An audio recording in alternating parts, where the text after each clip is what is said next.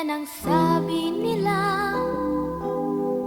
Palagi na lang ako'y nakakalimutan ang tawag sa akin, dalagita.